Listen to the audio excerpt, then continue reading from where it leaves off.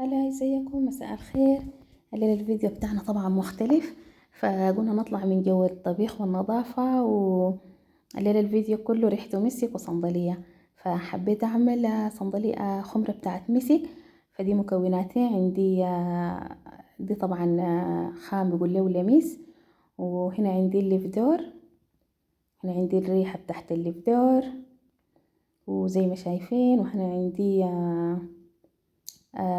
احنا بنقول سوار باريس، هو اصلا سواق دباغي لكن احنا بنقول له سوار باريس. وده المسك طبعا.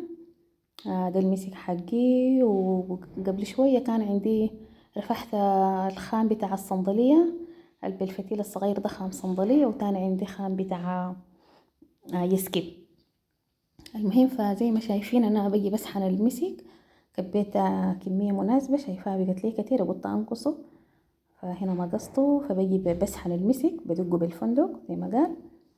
المهم بجي بسحنه، فبرضه ما بسحنه ناعم شديد، يعني بخلي يكون فيه حبة كده يعني مناسب، ما يكون كله دقيق خالص، يعني يكون فيه حبة كده يعني كبار كده شوية، وتاني يكون دقيق شوية.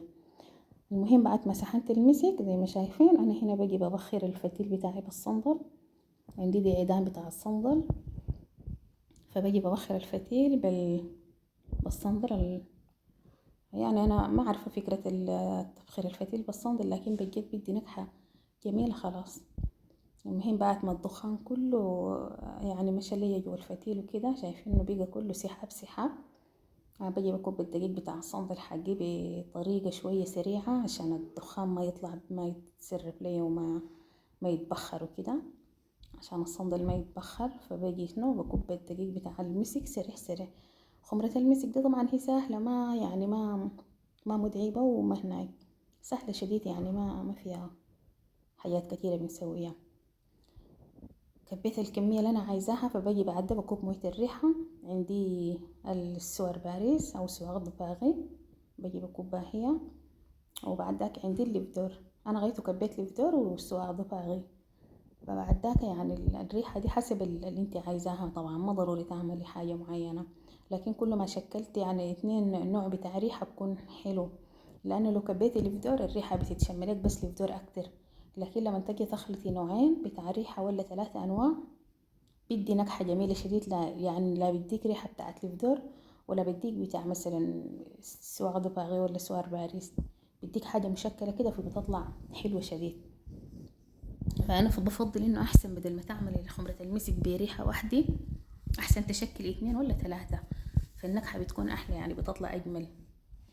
فهنا بعد ما كبيت العطور بتاعتي، عندي العطور الزيتية. العطور الزيتية برضو حسب ما انت بتحبي، يعني ما ضروري تعملي حاجة معينة، اي ما ضروري تعملي زي ما انا عملتها. لو عايزة ممكن تعملي اي ريحة زيتية انت بتحبيها ممكن تكبيها.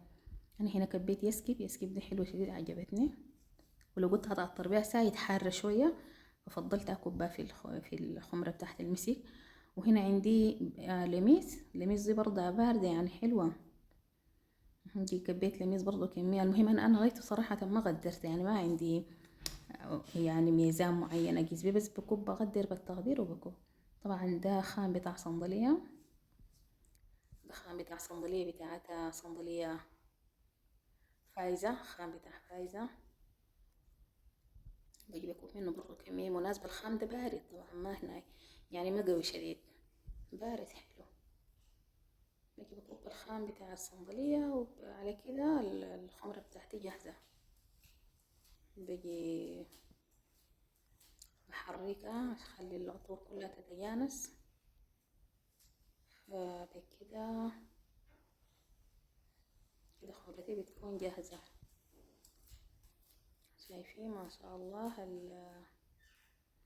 البخور شايل فكل يلا البخور كله زي ما قالوا بقى جوا الريحة. فدي كده نهايتها ما شاء الله، اللون مبالغة، والنكهة ما أقول لكم طبعا حاجة كده رهيبة.